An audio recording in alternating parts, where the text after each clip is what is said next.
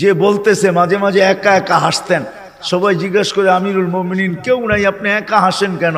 তো মাঝে মাঝে অতীত জীবনের কথা মনে ওঠে। বকরি পর্যন্ত চালাইতে পারতাম না, রাখাল ছিলাম, বকরি চড়াইতে পারতাম না, ডেলি একটা না একটা হারায় আসতাম, আর খালা ইচ্ছা মতে ডেলি মার দিত। আজকে তো আমি 3 মহাদেশের রাজা। কয় মহাদেশের? Europe, Asia, Russia. আগে মহাদেশ 3টাই ছিল, বাকিটি পরে আবিষ্কার হয়েছে। ইতিহাসের পাতায় টোকায় দেখলে আমারটা সত্য হবে। আগে মহাদেশ 3টাই ছিল, শুধু এশিয়া, রাশিয়া, ইউরোপ, এই 3টা ছিল। বাকি আমেরিকা, অস্ট্রেলিয়া এগুলা সব পরে আবিষ্কার হয়েছে। ওই যুগে ছিল না এগুলা। এটা তো সমুদ্রের ভিতরে লুকানো ছিল, মানুষ পড়ে বাহির করছে। কি যুবক, ঠিক তো? সত্য তো? তোমাদের শিক্ষা এটা বলে তো? 3টাই ছিল, 3 মহাদেশের রাজা। একা একা হাসে। আল্লাহ আপনাকে পিছিয়ে নিবেন না।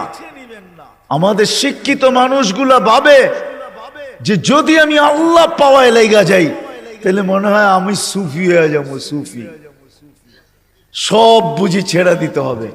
না না, কিচ্ছু ছাড়তে হবে না, আরো টপে উঠবেন। টপে এখন আর কতটুকু টপে, তখন আরো টপে উঠবেন। আল্লাহ দেখাইছেন দুনিয়ার ভিতরে সবচেয়ে টপ হইল 10 টপ, এর উপরে কেউ টপে নাই। আশারায় মুবাশশারার উপরে কেউ নাই, আছে নাকি? আপনার আমি কয় টাকার মালিক? রাগ হয়ে যাবেন? বলবো? হায় হায়, আপনার আমি কয় টাকার মালিক? কয় টাকার?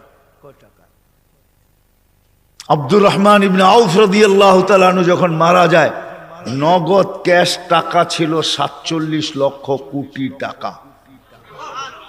কত? জি।